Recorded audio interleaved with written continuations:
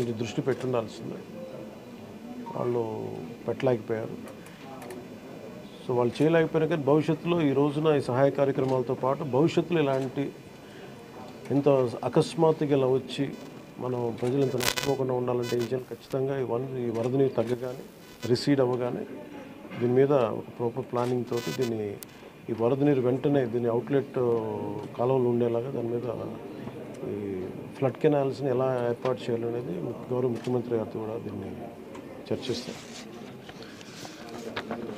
ఇందాక కూడా మాట్లాడుతూ ఉంటే ఇన్ఫర్మేషన్ ఏమంటే బుడమేరుకు సంబంధించి కొంత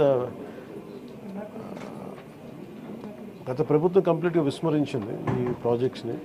చాలా ఇప్పుడు మీరు చూస్తే మొన్న వాళ్ళ ప్రభుత్వం ఉన్నప్పుడు కూడా ఈ మన అన్నమయ్య ప్రాంతానికి పింఛా డ్యామ్ కూడా సరిగ్గా మెయింటెనెన్స్ చేయలేక నష్టపోయారు.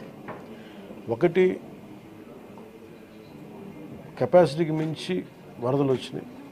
ఒక్క ఆంధ్రప్రదేశ్ సంబంధించి మన తెలంగాణ నుంచి పడ్డ వర్షం కానీ అవన్నీ కూడా ఇది ఆంధ్రప్రదేశ్కి ఒక ముంపుగా ఏర్పడ్డాయి. దానితోడు ఈ అవుట్లెట్స్ లేవు, ఫ్లడ్ కెనాల్స్ సరిగ్గా నిర్మించుకోలేకపోయాం. ఒకటి మన స్టేట్ బైఫర్కేషన్ నుంచి ఇప్పుడు దాకా మన ఇన్ఫ్రాస్ట్రక్చర్ ఇలాంటి భవిష్యత్తులో జరగకుండా నగరాలకు ఎలాంటి ముంపు వాటిల్లకుండా ప్రతి నగరాన్ని కూడా దీన్ని అసెస్ చేయాల్సిన అవసరం ఉంది. ప్రస్తుతం విజయవాడని ప్రత్యేక కోణం నుంచి దీని మీద దృష్టి పెట్టాలి. అదొకటి ఫ్లడ్స్ అయిపోయిన తర్వాత ఆలోచిస్తున్నాం.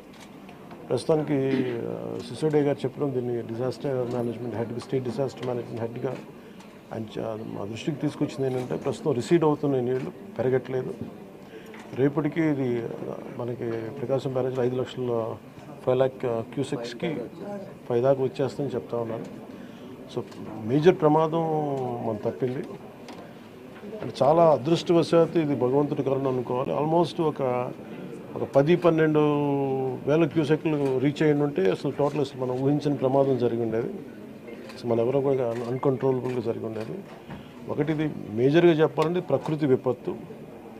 ఇంకొంచెం తక్కువ స్థాయిలో మనం డ్యామేజ్ అయ్యిండేది ఒకటి బుడమేరు కనుక గత ప్రభుత్వం సరిగ్గా మెయింటైన్ చేసి ఉంటే. ఎందుకంటే వాళ్ళు అన్నీ